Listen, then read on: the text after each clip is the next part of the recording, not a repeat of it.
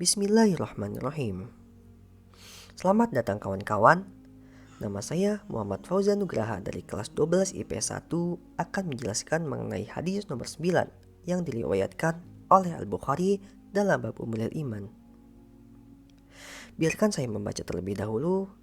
An Abi Hurairah radhiyallahu anhu, ani Nabi sallallahu alaihi wasallam qala al-imanu bid'un wa sittuna syub'atan wal haya'u syub'atun minal iman. Yang artinya, dari Abu Hurairah radhiyallahu anhu, Nabi Shallallahu alaihi wasallam bersabda, iman mempunyai lebih dari 60 cabang, dan malu adalah salah satu cabang dari iman. Hadis riwayat Bukhari. Baik kawan-kawan, kita akan terlebih dahulu membahas mengenai iman. Yang pertama, definisi iman. Menurut Ahlussunnah wal Jamaah, din dan iman adalah ucapan dan perbuatan, perkataan hati dan lisan, amalan hati, lisan, dan anggota tubuh. Lalu, Imam Malik, Syafi'i, Ahmad, dan lainnya rahimahullah berpendapat bahwa definisi iman itu adalah pembenaran dengan hati, pengakuan dengan lisan, dan amal dengan anggota badan. Yang selanjutnya yaitu rukun iman. Sebagaimana dari potongan hadis panjang berikut, silakan jeda video jika ingin dibaca. Akan saya bacakan.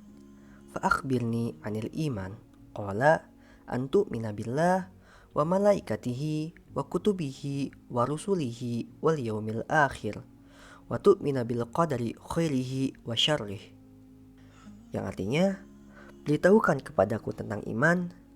Nabi menjawab, iman adalah engkau beriman kepada Allah, malaikatnya, kitab-kitabnya, para rasulnya, hari akhir, dan beriman kepada takdir Allah yang baik dan yang buruk, atau yang kita kenal qada dan qadar. Setelahnya, kita akan membahas mengenai malu dalam hadis di awal tadi. Al-Junaid rahimahullah berkata, rasa malu yaitu menyadari kenikmatan dan keteledoran sehingga menimbulkan rasa malu. Hakikat malu ialah sikap yang memotivasi untuk meninggalkan keburukan dan mencegah sikap menyia-nyiakan hak pemiliknya. Malu ini biasanya kita rasakan ketika kita melakukan sesuatu yang membuat kita gelisah, membuat kita overthinking sampai menambah beban pikiran, baik yang kita lakukan itu benar ataupun tidak. Nah, malu yang ada di dalam hadis ini bukanlah malu karena suatu hal yang tidak bermanfaat, melainkan rasa malu terhadap Allah karena menyadari nikmat Allah yang melimpah kepadanya, kedermawanannya, kemuliaan nama-nama dan sifat-sifatnya. Kesadaran ini mengharuskan dirinya memiliki rasa malu untuk mencegahnya dari berbuat kejahatan dan mengerjakan segala kewajiban dan keutamaan-keutamaan untuk manusia, khususnya bagi seorang muslim. Dapat kita simpulkan bahwa malu adalah sifat yang perlu kita miliki. Tetapi jangan sampai merasa malu untuk kebenaran. Jangan sampai kita merasa malu untuk bersedekah, sholat tepat waktu dan pergi ke masjid, atau bahkan merasa malu untuk memungut sampah dan membuangnya ke tempat yang seharusnya. Sedangkan orang yang tidak memiliki rasa malu, dia tidak peduli terhadap apa yang dilakukan dan dikatakannya.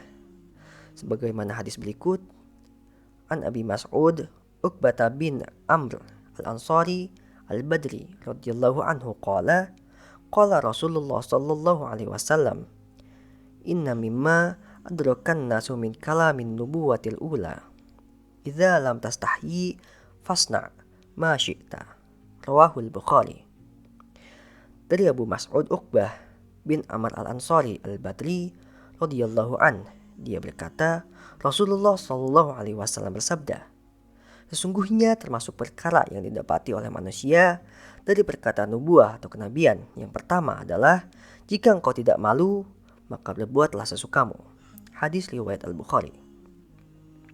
Oleh karena itu, dapat disimpulkan bahwa sifat malu dalam cabang iman yaitu memberikan dorongan kepada seseorang untuk menjauhi perbuatan buruk dan tercela, dan mendorong supaya melakukan perbuatan yang diridhoi oleh Allah Subhanahu wa taala.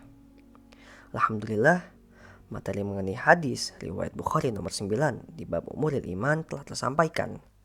Mohon dimaafkan jika ada kekurangan dan terima kasih.